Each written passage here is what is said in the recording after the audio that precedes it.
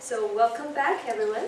So now we enter the industrial panel session, and we're happy to have our panelists here who will share their experience with us about industrial and academia collaborations. I have many questions from the audience about how is it different from doing research in the industry versus in academia, and we'll hear experience and share stories from our panelists. As you see in the screen, we'll have two sessions. The first is about the current practice, and the second is about how we might improve it in the future.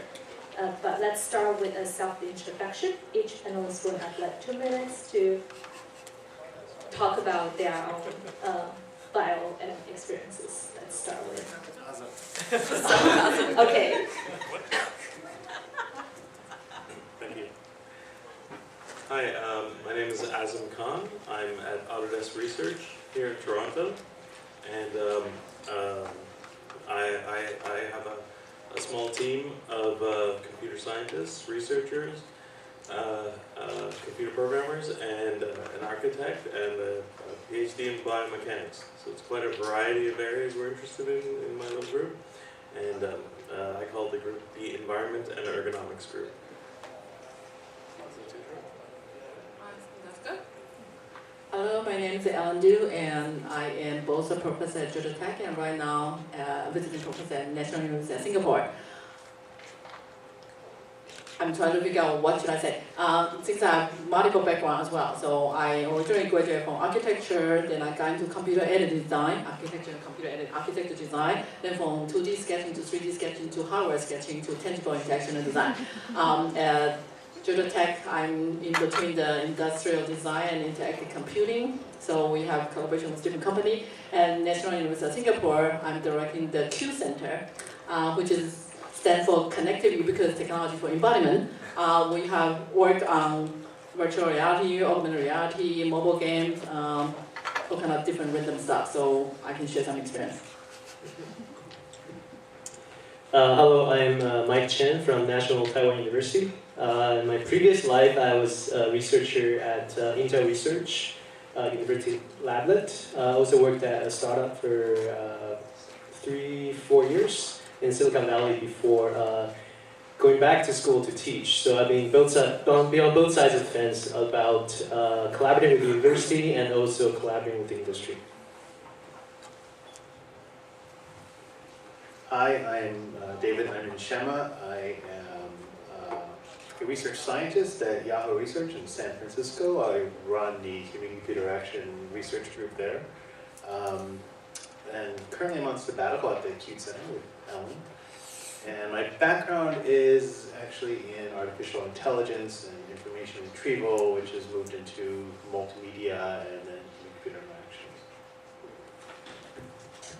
And hello, I'm Xiaojuan. I'm currently a researcher at the Huawei North Art Lab in Hong Kong. And before joining North Art, I was PhD in Princeton and then postdoc at CMU. So I'm kind of a new industrial person. So it would be interesting to actually study in the industrial scientist time. And we're happy to have like researchers and faculties from different regions like US, Canada, like Taiwan, Singapore, and Hong Kong. And then maybe different regions have their own like rules and practices, and it would be interesting to hear like what kind of collaborations have you been involved in between industry and academia? Like, what are the forms? So, anyone want to get started? Okay. Alrighty then. So at Yahoo Labs, we have a few types of industry academic collaborations, which we have a whole academic relations department, which is different from just recruiting, actually. We do a lot of these sort of outreaches where we give, I guess, some gifts to faculty members. but there's various stages. And so they go all from small gifts for new professors all the way to larger long-term funding partnerships. So in that case, it could be hundreds of thousands of dollars, but the small gifts are only tens of thousands of dollars. I've actually done pretty much all three of them over the 8 years I've been at Yahoo so far. And it just sort of varies on the type of collaboration you want done. And so, but we have actually a set structure of opportunities inside of my organization that allow us to actively reach out and collaborate.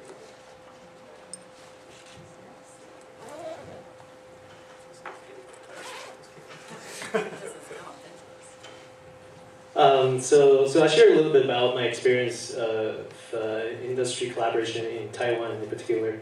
So in the U.S. Collaborations, in the past, while I was in Intel research, I think collaboration is more on talent acquisition, and the funding level sort of ranges from tens of hundreds of dollars to sort of low millions for the larger grant. And but when you're in Taiwan, the dollar figure is about the same, so the number is about the same. So maybe $1 million, but the currency is different. It's in Taiwanese dollars, so it's a reduction of 30x in terms of funding.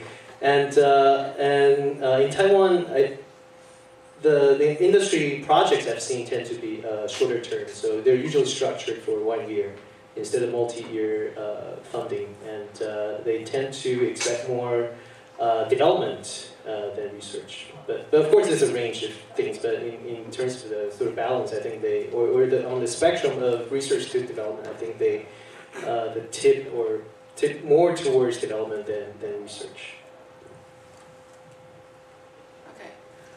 So I can share a couple different things. So for example, we have collaboration like at Georgia Tech, you have co-op programs. So the student can go do intern and they can count over the credits. So I have students went to like Google for the summer, and so then we start working on project, and then we start writing together, or Adobe.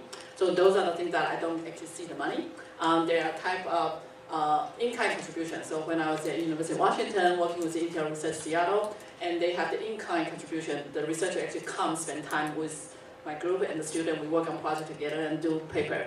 There are different type of gifts, so those are the best kind because they don't actually ask for anything. They give you from 4 digits to 5 digits to 6 digits that you can use to whatever you want, and some of the projects actually tie into specific project. So they will be deliverable 1 year, 2 years, or 3 years. So that's the experience in US from the different university. And in Singapore, I think it's a little different because we're actually working with a different industry, and each industry or looking for a particular project, so the collaboration is more defined by the project. So it can range from something very small to something very big. It depends on the nature of that. Autodesk is probably a little different in the sense that they didn't have a research group for a long time until they really acquired us here in Toronto, Alias, where we had a small group of 4 people, and when we were acquired, we were told that Autodesk doesn't have a research group, so we backed up our hard drive and everything like that just in case. But actually, they found us, a VP there found us and liked our stuff, and actually funded the group and grew the group. So since 2006 to now, it grew from 4 people to about 60 people, 60. So that's good, very good, and we're happy about that. But still, it's a relatively small research group, so it's not like Microsoft Research or something like that with thousands of people. So, and also because of the timing, there wasn't a coordinated relationship with academia. So there's groups in Autodesk that might be collaborating with academia, and we have no idea. So all I can really speak about is the Autodesk research relationship to academia, which is also kind of still ad hoc. We don't have a really formal process.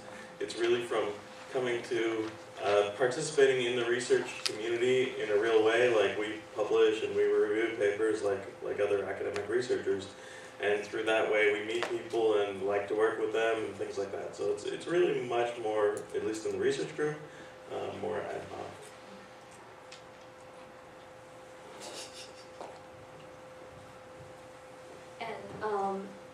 talk a little bit about my Huawei experiences.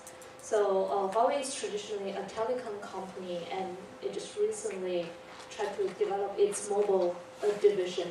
So in terms of collaboration, Huawei has defined 3 types. One is human resources. Basically, they just want the talent from the academia to have professors or students contributing their knowledge, more like a consultancy type of kind of collaboration.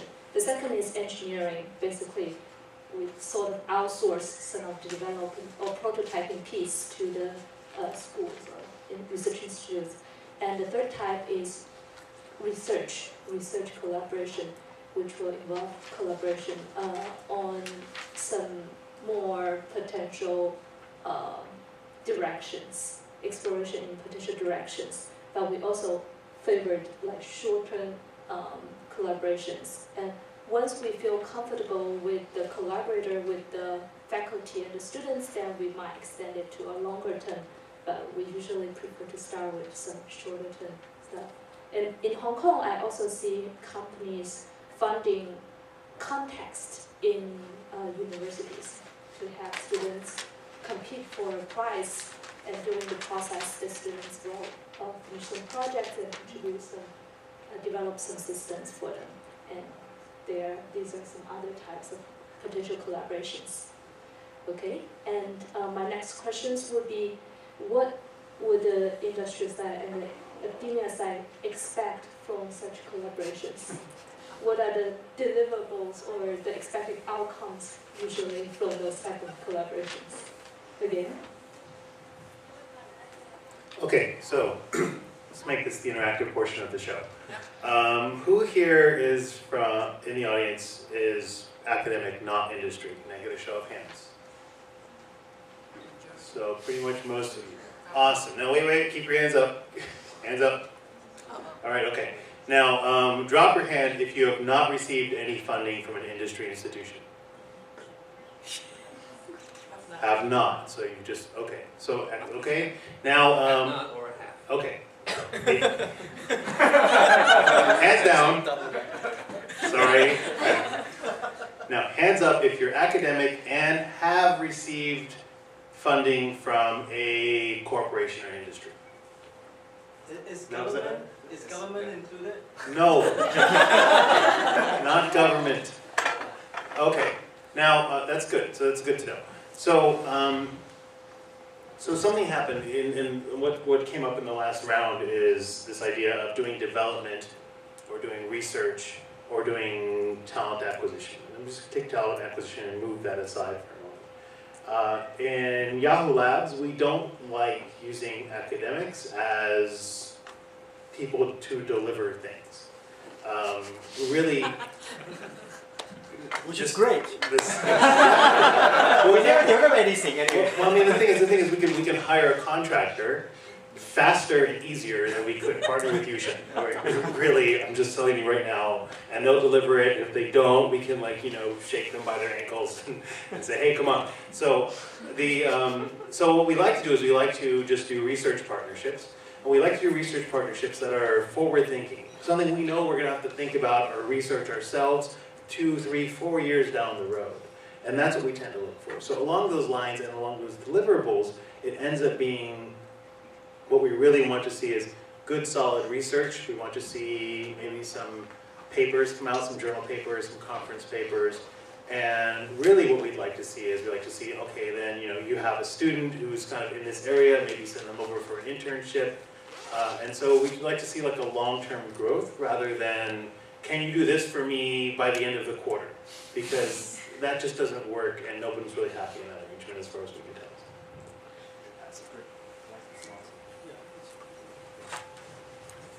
tell. There are a wide range of deliverables, and from my experience, and that's what usually, when there's a potential collaborator, as the first question asks is, what are your sort of performance evaluation of, what are you expecting out of the project? Are you expecting patents, papers, students who go intern at your company? or are you looking at technology transfer?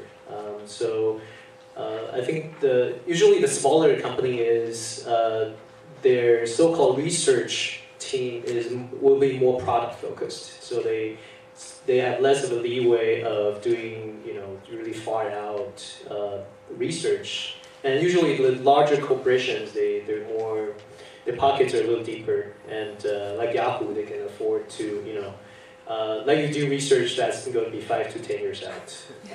So there's a sort of wide spectrum of sort of a various mix of those sort of 3-4 things that I mentioned. So the question is about what's the mutual expectation, right? Yes. Right. So of course, in academic, we like to give the most because they basically have no string attached. We only give gifts, by the way. Oh, that's very nice. Thank you.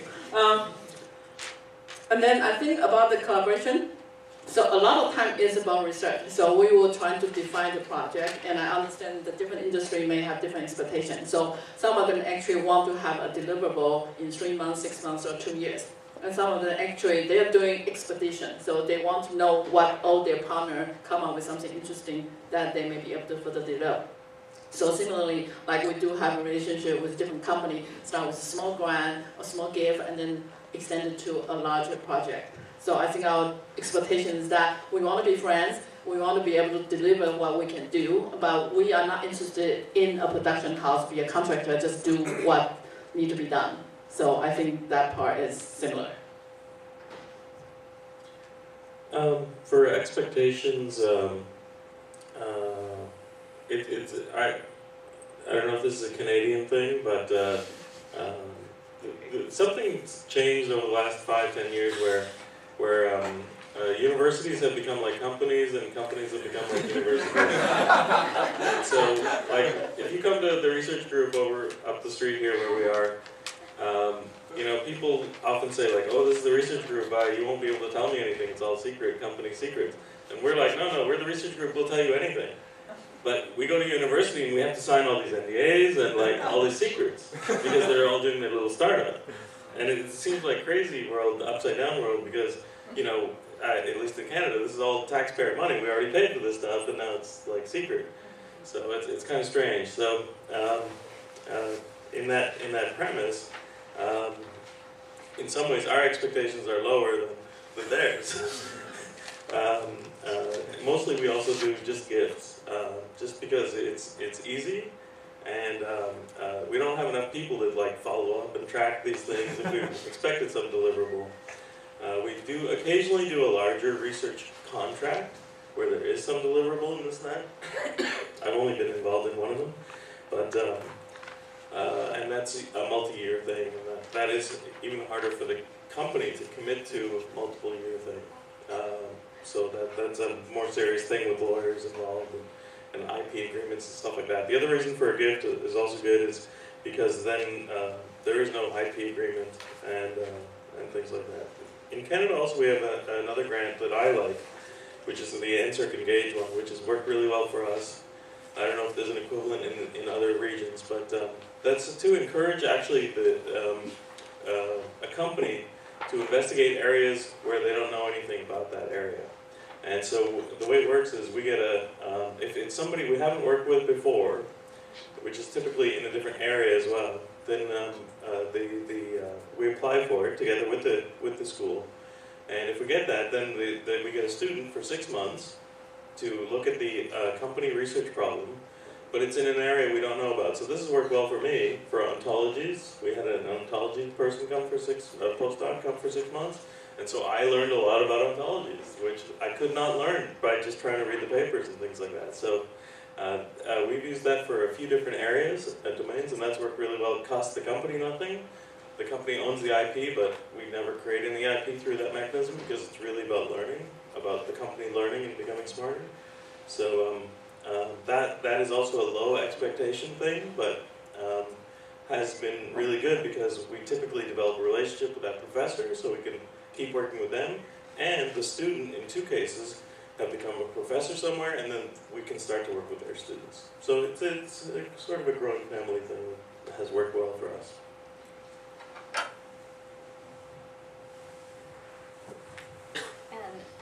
in terms of Huawei, although it's a big company in China, but it still act like a small company that it actually cares about deliverables, about the knowledge transfer from the research potentially into the product line. So it values like patents type of stuff, maybe sometimes even over papers and such. So, and also in Huawei with like very clear checkpoints that we can evaluate the progress and performance. That usually want to keep track on how things are going. Okay. Then the next question, although I put out here, it's the pros and cons of different forms, but I'd like to ask, how do you come up with the research topic or research questions in an industrial academia collaboration versus an academia only like research project? Well, we're going to start with Helen. What did you just say? Well, we're going to start with that. Okay, sounds me. Okay, so I think the industry academic collaboration is kind of like a dating game. So you kind of want to know what you can offer, what the other person can offer. So you agree with we want to be friends first, and let's start talking about what else can we do together. And so depends. So for certain collaborative partner, maybe you started and realized that you guys can not actually get along, so it's not moving forward. But some of them say, oh, let's try this. That actually kind of worked, let's try other things. So the collaboration is like, it's a negotiation. And I think if we said, if you just ask different faculty members what they want to do with research, they're probably only going to focus on what their research topic is. But having the industry is actually having a good collaboration and a dialogue. So things may be shaped after the long-term communication. So it may start with one thing and then ended up something else. Excellent.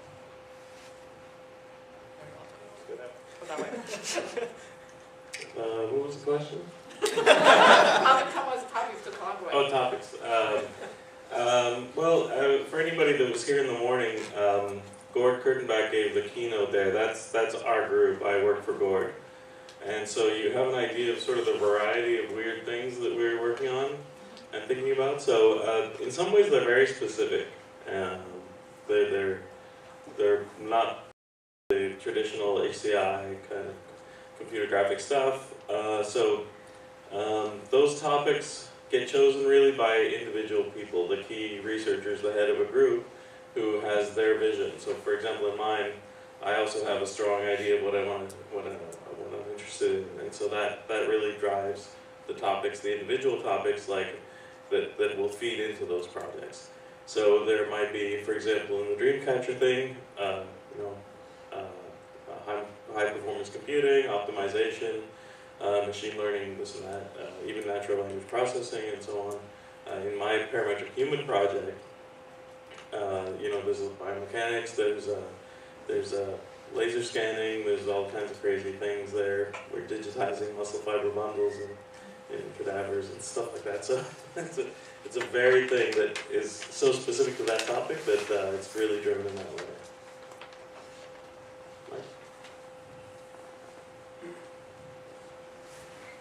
I think it's like Alan said, it's exactly like dating, because both sides want different things, and either side could say no, and the relationship won't last.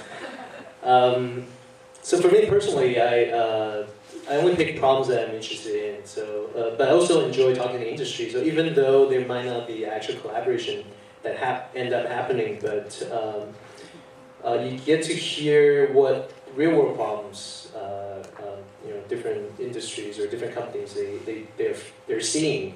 Whereas if I've been in the academia for 4 years, and without talking to people in the industry, you sort of feel that you're sort of isolated from real world problems. So it's good to talk to people and meet.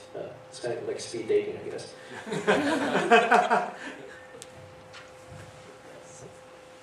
So, unlike dating, Like taking a shower. unlike dating, okay.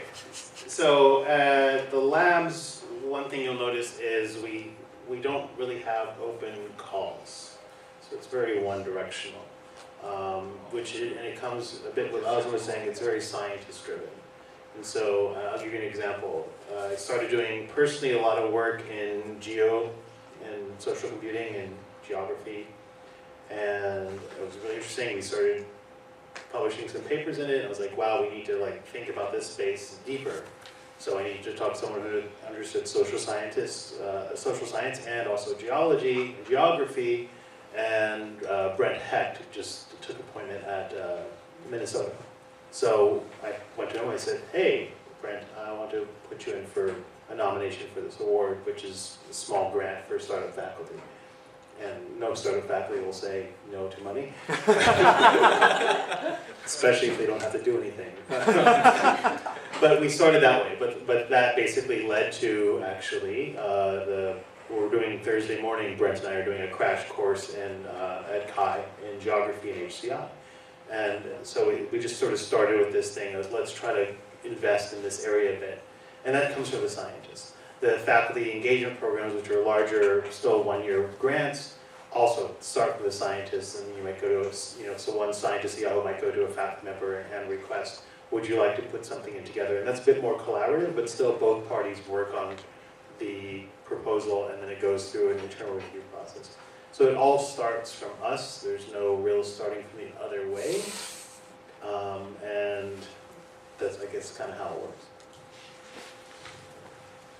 It's similar here. It's more the company initiates the broader topic that the company is interested in and then say, hey, we need more brains into this domain, and then let's see who else out there might be contribute some knowledge to this. And then once we have this topic, and then we'll have the faculty to actually write down the proposal, say how they are going to solve this problem. And then there will be a long review process and such. Once the collaboration gets started, and then results start to come in, and the company will evaluate if the knowledge can be actually transferred into the product line. If so, then more people from the product division might come in and start to shape the collaboration a little bit to actually tailor the research direction.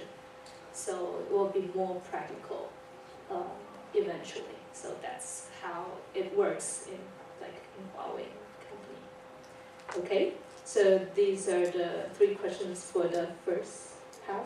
I want to add something else. Sure. Okay, so the one thing I wanted to add, maybe because I was at Georgia Tech, so I think a lot of companies actually come to Georgia Tech trying to decide how can we do with Georgia Tech. So they usually come in, they don't really have a specific project they have in mind. And so what they did is they asked all the different faculty, present, and then they said, oh, I will invest in that. So maybe they have something in mind, but when they come, they didn't say what they want. So they do that. And some of them, actually, I was successful in getting sponsorship from different companies in sponsoring the class, because then they will come and see what they're doing, and then from there they say, well, maybe I'll hire this person, or maybe this project will continue. So I think those are the part that is also mutual.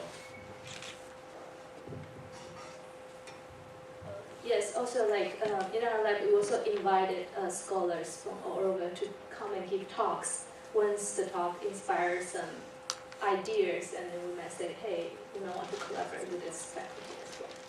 That's how it works.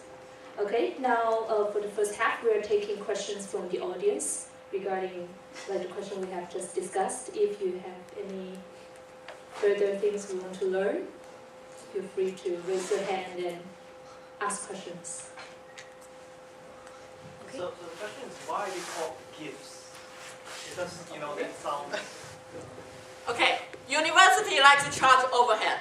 When it's gift, they do not charge overhead. So if I'm going to give me $50,000 as gift, I got $50,000 I can spend. If you give me as a contract, university is going to charge 50 to 60, and if MIT Media Lab, they're going to charge 80% of indirect cost. Okay, so that's the reason. And if it's marked as a gift, then the faculty member doesn't have to actually produce or hand over a deliverable at the end of the contract. It's just like, here's the money, you do whatever you want. And they might use the money to get a new MacBook and send their student to Kai. It doesn't really matter, it's just a gift. You go do whatever you want. Maybe I said, hey, let's talk about some geo stuff. But it doesn't, there's no obligation back, and there's no overhead, or much smaller overhead. Right, and also there's no ownership on IP. Yeah. So, yeah. Because there's nothing on the books that says something should happen, so there's no IP question. Right, then how does the company square it with whoever else that they have to answer to? So like, if the investors ask them, well, why are you giving gifts? And they say, well, I don't know how it works out elsewhere, but I'll just tell you, we have this set of people at Yahoo, they're called lawyers. And they know other people at institutions with similar titles. And they talk for a lot, and I think it's just a big round table where everyone says, no, we can't do that. No, we can't do that. And then eventually they have a list of things can or can't do. And we have a pretty good understanding now of what the lawyers say we can or can't do for various types of engagements and fundings. And so we know how to structure it well because we have a communication channel. But you really have to then start talking because like Georgia Tech is a little bit different than Stanford, which is a little bit different than Irvine. And so we really you have to have good academic relations people who can figure out the lawyers talking to other lawyers, which I'm glad I'm never in those conversations.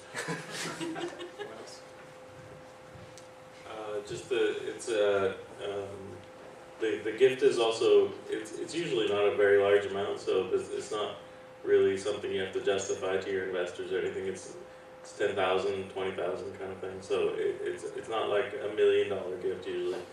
These are the kind of, like when you get into the very large money, it's usually a gift for building a building and things like that. It's from a successful alumni usually, and it doesn't really involve research directly.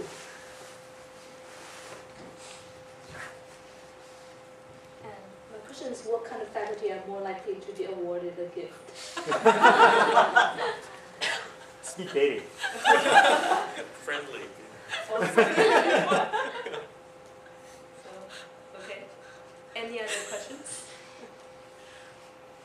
Yes. Okay, so it's also related with the question you were saying. So, well, I don't have any experience with collaboration with the industry, so if what I'm saying is wrong, please correct me. So, from my understanding, the industry part, they are really like fast-paced, and each day, each year, they count for money, and it's really profit-driven, if I understand correctly. But for the research domain, in academia, sometimes the research is not that fast. Sometimes takes years, 2 years, 3 years, sometimes 4 years to have really good results about the outcome of the research. In this case, apparently the fast dating mode, I'm not sure it will work. And also if the call for proposal from industry part, for example, if I want a solution right now and this research is going to take 4 years, I don't think as industry, which is more or less profit driven, will accept this kind of mode.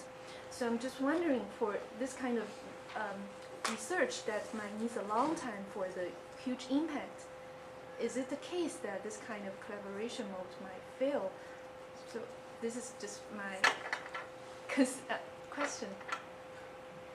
Okay, well, so I think one of the things that people don't understand is that when people ask you for proposal, you thought, I'm going to propose something I haven't done. Usually you propose something you already have started. Okay, so you have something that you can collaborate, can deliver. So if you're proposing something you haven't even thought about, that sounds interesting, you're in trouble. So whether you're writing grant or trying to do a collaboration. So let's say I'm going to ask Azam to give me some money. I'm not going to propose something I haven't done. I would say, in the past, my group, we have done this and that. I see your group have done this and that. Can we do something together? So you're promising something you can deliver. So you're not promising something like 5 years pie in the sky, then you're in trouble. And I think the word of proposal is probably misleading because I think many people I know, in the beginning they're proposing something in the future and they don't know if they can deliver that. And then when people reviewing from the other side about looking at the grant proposal, if you already talked about something, you have publication validating that, supporting that, then people say, oh, I know you can do this, I will give you money. But you're proposing something, you have no record of that, and sounds interesting, but obviously you don't know what's going on, so you will not get the project. And again, just to echo, we don't like to tie money-making things with academic partnerships. Because those lawyer people, they get nervous about that as well. And also, it's not what we want this collaboration to be, because again, we just go hire contractors. But for the longer term projects, we actually like to take a slow tiered approach, right? So we'll maybe start with a small gift. If you're a startup faculty, we'll get you what we call the ACE Awards, which are just for the startup faculty. Maybe a small engagement for 1 year, and then if it starts growing and looking good, we'll do a larger engagement the next year to renew it and continue that way. We've recently started doing sort of a priori long-term higher dollar engagements. There's one that I'm actually doing with Stanford in a collaboration with Feifei and Bernstein in HCI and AI, and HCI. But then there's also a much larger effort and several millions of dollars with CMU and Yahoo that just started around this, I guess, deep learning project. And so that gets really heavyweight very fast.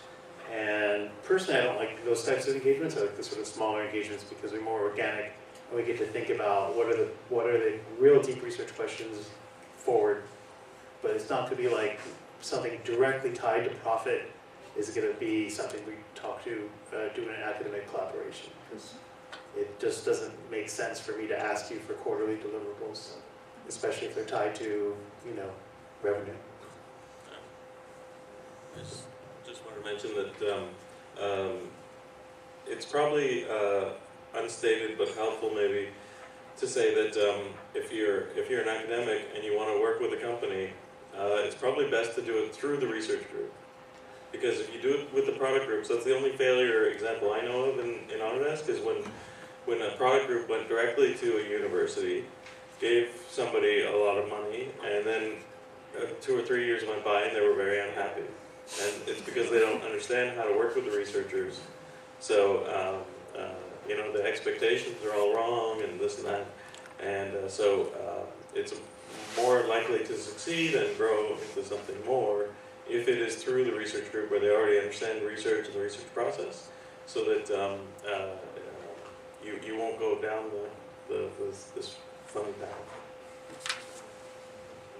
Also, I think sort of the duration of the gift and site, I think varies by area as well. So before in HCI I was in systems, and at Berkeley we actually had many companies that actually sponsor 3 to 5 year programs, multi-million-dollar gifts, and but in systems, the projects take longer, right? Where in HCI you could actually start with smaller projects, and just comment on from the academia side, if you're starting off, look for smaller gifts, as you're starting off, and you really hit a home run doing those engagements, and try not to pick up too many projects too quickly. So I would say, pick a few ones that you're really passionate about, you're interested in, work with people that you feel that you could collaborate with for, over multiple years. But, focus on a small number of things and do them really well and build up your track record.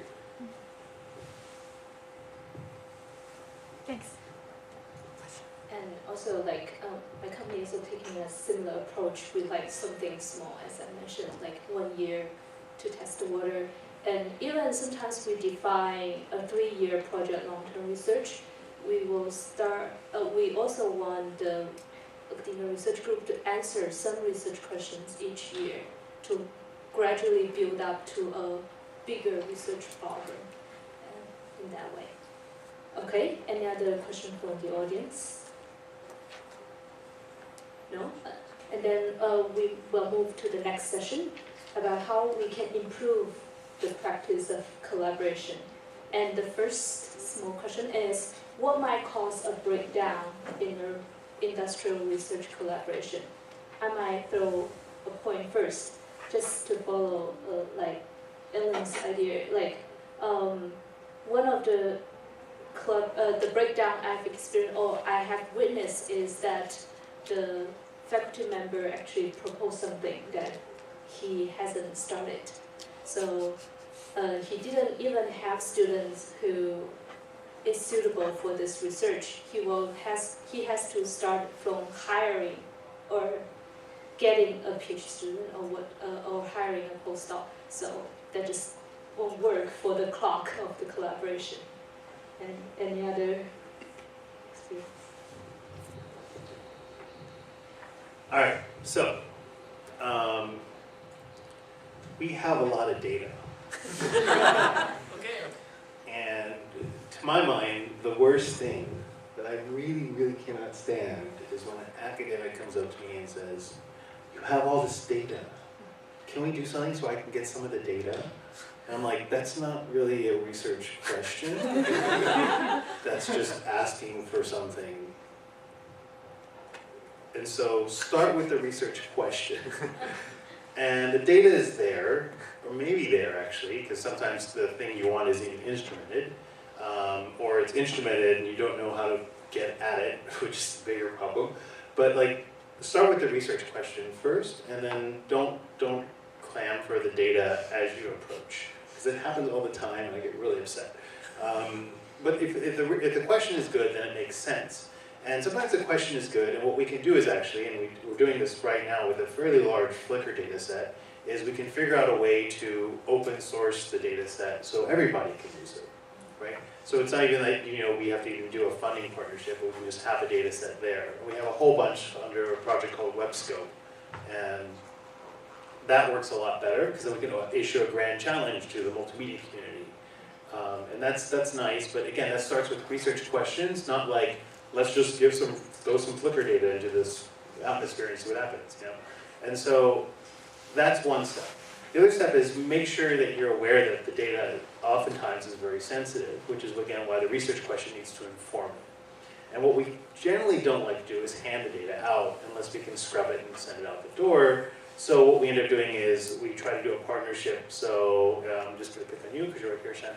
So if we want to work on something and it requires some data access, what we've done in the past is like, we'll take one of your students, we'll give them contractor status, and then they can get access to the servers and to the data, and then they're also directly liable if the data walks away, right? And so there's ways of getting around or providing access, but it never starts with just let's get you a bunch of data. It always starts with a research question. So have a good research question and focus on that, and not necessarily the mechanics of how to make things work, because that we can work out later. I think one important thing, just like in any relationship, is to make sure the expectations of both sides are aligned. And so before you start a collaboration or even a discussion, try to figure out, what would be a win-win outcome for both sides. And if only one side sort of gets more out of it than the other side, it's not going to last for very long. So again, if you're starting off in academia and you're getting your PhD, you're going to become a new faculty. I think there are a couple of things you might want to sort of keep in mind. So the first is we become faculty or become researchers because we kind of like having freedom in picking research problems, and so that's very important, right? So if you're picking up a project because of money and not because it aligns with your interest, then you should stop and think about it again, because maybe in 3 months you're going to regret that you sort of took up this 1-year project that you have to finish. And another thing is, there's one thing I learned from my own experience is that make sure you have students, enough students who are capable of sort of delivering what you promised to deliver. Because you're the one that's responsible and it's your reputation. So if your student flakes out or drops out of the program, you're responsible to clean up the mess. So keep those two things in mind. Well, that's exactly right.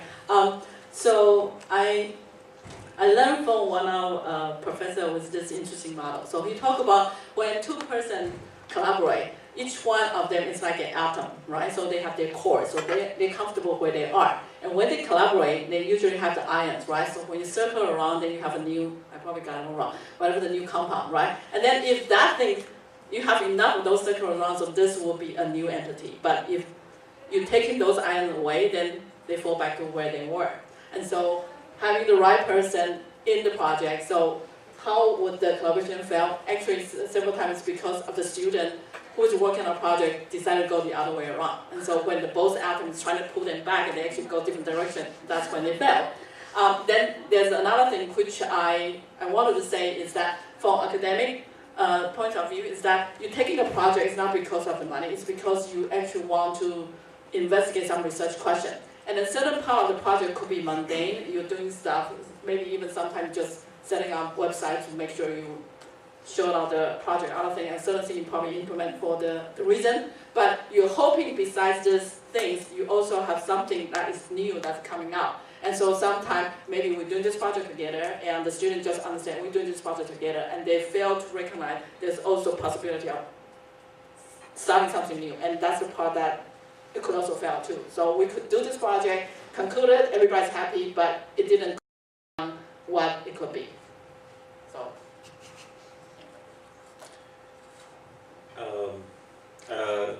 I like the comment that Mike made about we're academics, so because we like to choose a research problem, and so in industrial research lab, it's a combination. We like to choose our research problem, but we also like to have lots of people, real people, use our stuff. And so there's some groups in certain universities that we're working with where I like to tell them to think of us as the research transfer group, that we work together, we'll co-publish some things, and then we'll understand it well enough that we can try to bring it into the product. It's very difficult to bring anything into a product, and it takes a lot of work, way too much work, and it's hard to maintain that without having broken telephone, so that by the time it's in a product, it's something completely different. So in our case, we have a research transfer group, a small group of people that work with the product teams to move things over without a broken telephone because they're sitting with us. But there's if that is an interesting motivation, which is to many of the researchers in computer graphics and human-computer interaction for 3D and things like that.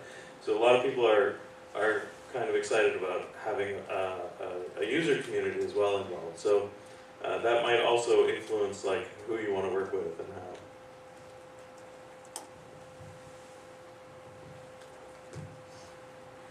Okay, and I'm going to combine the last two questions. And how do you sense when something might go bad? And how could you correct it before it actually go bad?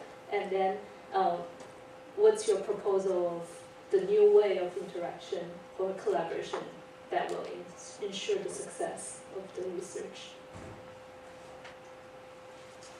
We might go bad. Like you. That's a serious question. What do you mean by go bad?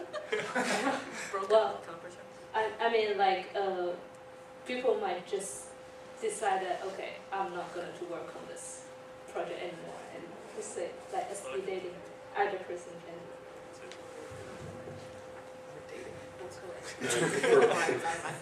For us, we really strive to have very high quality work and high quality publications. And so one way you can go bad is where the researcher actually is not producing the stuff that's good enough. And I mean, the way to mitigate that is that, we're relatively smart people, so we do start with a small thing, right? And so if it doesn't get past that step, then the way to fix that is to avoid those people. just to claim that, we're out of money this year, so things like that. That's how we deal with it so far. Well, I think one way to make sure it's successful is, for example, when we collaborate on a research project, then we would say, well, let's try to publish this result for a certain conference. So when there's a deadline, then probably you will meet the deadline. So that's how we can make sure, guarantee the success. At least that's what I know how to. I think it's also important to understand what the other side is looking for. So from this panel, you can already tell that there are two companies who are doing sort of longer term, more open-ended research, and they probably focus more on producing sort of innovation or good research results, whether it's published or not, rather than on patents, right? But there's another company on this panel where you can tell that they focus more on product and patent, intellectual property in the form of patents, where they actually have demonstrable business value to the company. So before you start collaboration, really figure out what the other sides, what the person's bosses are going to evaluate them on. Right? It's not just what the person says to you. They could say, okay, well, we want to publish papers, but if their boss looks at them and count their patents produced that year per year, and not on the paper count, the number of high quality papers that get published, then there's going to be a mismatch between what your collaborator claims and what he actually gets valued on. And also, companies go through cycles, right? There are some years where they make lots of money, and they'll have lots of money that could support research, and there are other years where they become tighter, and they may tell you they don't have money, and it's your job to figure out whether it's because you didn't do a good job last year, or whether the company did a good job last year. So we actually do patent a lot at Yahoo Labs, but again, we don't like to partner with academics on patents just because it makes legal all weirded out. So so I think that's the general thing to just avoid, and that's why the gifts come into play and so forth. But I mean, the thing is, we're all here, we're all at Chi. We've all done research, we've all published papers, we've all done very nice work that we think is awesome, and it just won't get past reviewer number 2. Maybe number 1. Or number 1, or maybe all 3 in some cases. We all have bad days, whether or not we're collaborating with academics or not. We've all had people quit or walk away. We've all had things blow up. We've all had servers accidentally get deleted. So there's a lot of things that can go wrong. And I think that's actually just kind of the turf of what it means to do research. And so you're asking this question, so what do you mean by go bad? It's like, stuff goes bad all the time. And I think the success of a research partnership is that the derivative is positive and not negative. So. Again, we're taking questions from the audience. So anybody have further? I want to add one thing. Sure. So one of the things, not necessarily about guaranteed success, but if you have contacts from different companies, remain good friends with them. Say hello, ask for some time, because they are fiscal year ending. There may be fiscal year ending, there are money left, and when you have really good friends, they may send you away. Okay, questions? Wei Chen has one. He's thinking. Why do you do that to me? No, but yeah, Go on, sir. What's your name? Hi, my name is Wei Chen, and I can say that in Chinese Kai because most of you can pronounce my name. But yeah, so the question I have is, in terms of industry, right? The interest of the industry is to support a product, whether it's current or long term, right? And then the interest of academia mostly is to produce papers. So, and in many cases, sometimes there's a conflict between these two things, right? And it's interesting that the panel has not addressed this obvious conflict. And I was wondering, maybe you might want to start talking about it right now when you have 5 minutes left. I, sir, am not conflicted. Oh, okay. I mean, we do a lot of work. We do some work that's on the ground. We do some work that is long-reaching. And it's just varied. And so the academic partnerships is just one facet of the day job. And it's not the only facet of the day job. Some of it is, helping people solve some problems on the ground that they're worried about. But that's, working with the product groups, and that's a whole different can of worms than working with academics. So it's like, there are just facets, at least for me, being in a industry research lab that prides itself on both academic and product thought leadership. So we have all those facets. So I don't really see it as a conflict per se. Yeah, I see it more as a resource allocation. So if you look at any large company, they're going to have corporate research that really focus on that trade secrets and their core intellectual property And for example, when I was at Intel, maybe 99% of their so-called research funding sort of goes to that, into their sort of product development, or advanced product technology group. And but they also have some percentage of sort of more far out research, right? Because companies have to keep their eyes out for stuff that's coming out that might affect their business in 5 to 10 years. And and different times, when companies are doing really well, maybe they can allocate a couple more % to that far out research. And when they're not doing that well, they maybe cut some headcounts or close down a couple labs. These things happen in this industry. So it's more allocation rather than a conflict, I think. Ours is actually about 70, 30, 10, where the 10% is that long thinking down the road, and that's actually what the labs' charter is on the 10%. So it's not so much you carve a 1% solution, and we actually have a much larger footprint into the overall thought leadership of the company. So it varies from place to place. I was just going to say that I agree with Ayman's first comment that I'm not conflicted either, because even though it might seem like there's a conflict between product needs and academic needs, I think there is not, because the products cannot absorb things at a certain rate. The product groups are busy. They don't have these cycles to deal with too much variation, like too much unknown. That's bad. One of my favorite quotes is that research is uncertainty is essential for research, but terrible for manufacturing. So it's often when people meet me and I say, oh, I'm in the research group at Autodesk, they say, oh, you're in R&D, and I say, no, I'm in R. Right? D is very different. D stands for different. There's a really good book called The Other Side of Innovation, and it talks about that. You'll see everywhere, also at Kai, that everybody wants innovation in their companies and this and that, and they want products that are like the iPhone. Where's the iPhone for my company? Whatever my company does, the equivalent, and it's just not possible to ram that into the D part. It really, I think, it has to come from the R part. The development teams are busy. They have their own ideas, their own plans, their own future upgrades and this and that. And you don't want to screw them up, because they make all the money. They pay for the R.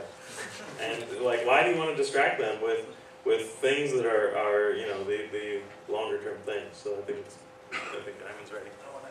I just want to echo in on that as well. So you can, especially for us, just in the labs alone, can invent something, prove it out, show that it works, and everyone loves it across the company. But taking that research idea and converting it to a product, and design and product, and that's a really hard problem, and that's something that we actually are not equipped to do with in the labs. So I appreciate what you were saying, Azam.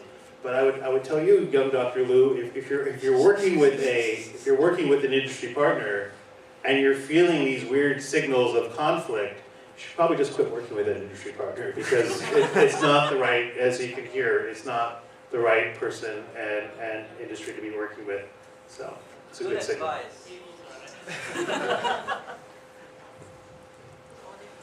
Okay, any other questions? So, I guess in Taiwan, so we are kind of having, as academics, we are kind of having some kind of weird pressure from the government, say that we should, for example, teach students how to build a new business, like build startups. And essentially, I think this is an idea of turning academics directly to industry in some way. But I'm still a little bit skeptical about that, but I just want to hear, do you have any thoughts about that? I definitely, I think that's a terrible idea. I think that's just a sign of short-term thinking. It's just a good way to screw up the whole country. We already have short-term thinking in industry. Why do we need that from academia? We're in a company, we live from quarter to quarter, and this is kind of what's happened in Canada too. And the problem that has created for us is that if we need some basic research done, now we, the company, the evil company, has to do it. Like, we're supposed to be the money-grabbing, short-term thinking people. But now we have to do the long-term research because academia is not doing it. So, it's kind of upside-down world. I think that's, if you have any influence over your government, then you could maybe give them that kind of feedback, because it's same thing happened, in the valley, where everything good happens, except for that happened too. And I think that's the short-term thinking that prevents real innovation, real progress for the world. And there are important problems in the world that need to be solved, and it's not going to happen by having a bunch of kids do their startup. Well, I'm going to disagree with that. So basically, I think Taiwan is not the only government who is trying to do that. Singapore is doing that, even US is doing that. So National Science Foundation in the United States have this ICOR program. They are doing Lean Launchpad, and they're trying to tell everybody who have NSF grant, try to spin on the company. They also have the small business, SBIR, Small Business Initiative Research, and so they get you to help you get it started.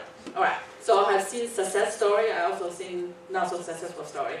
But basically, I think the key point is the person who is the entrepreneurial lead have to really want to do it. So for example, my colleague Mark, now he has 2 companies, and he actually pretty much, as a professor, he helped his student, former PhD student, write a proposal to get a grant. First get $75,000 and then get $750,000. So one company started with that, and then in a year or 2, they actually got bought or got invested with $7 million. So I still don't know whether they're going to survive or not, but that's the start. So I know Singapore is trying to copy exactly what the NSF is doing, since we just went through the whole thing. But they don't give you money to start with, which I think that's a problem. And then I think the other part is also many people in Singapore, they don't actually have the safety net to fall back when they start a company. So I think Taiwan government can help people to do that if they give them enough initiatives. Like here's a stage 1, stage 2, whatever, all kinds of proof of concept and proof of validation kind of things that could go. And I'm not saying everyone will succeed. So maybe like out of 10 companies, maybe 2 will succeed. But I think that's all the academics trying to help start it. Anyway. So I would actually, just for the point of argument, disagree with Azam for no other reason, because I would still want to. But so there's an interesting thing that we noticed, right? That I noticed is as we were sort of moving into, say, large-scale computing or grid-scale computing, we had resources, we had money at it, but interns coming in and they're like, oh, I don't know anything about Hadoop, I don't know anything about MapReduce, I don't know anything about this. And it took a while, even like data science or R, took a while before universities started pushing on that a bit, pushing on InfoVis, pushing on data science, pushing on large-scale computing, from a lot of different angles, from computational sociology all the way to sort of grid computing systems, right?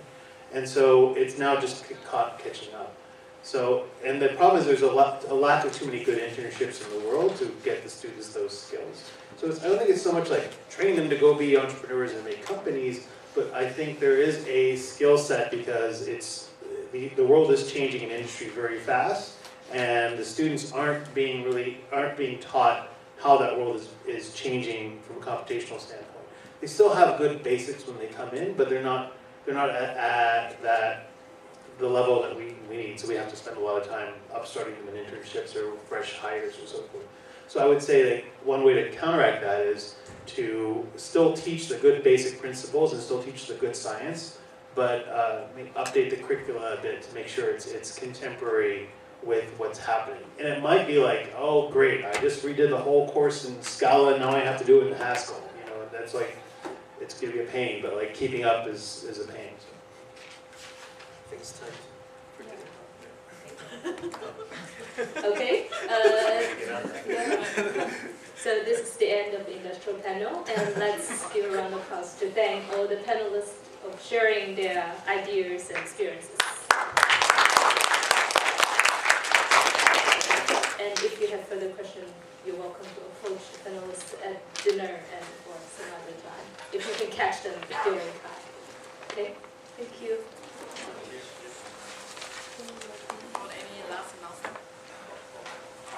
announcement, please? So dinner started from there at 6. No, the dinner started at 5:15. We're already late. We're leaving in 5 minutes. Oh, we're leaving. Okay, let's go.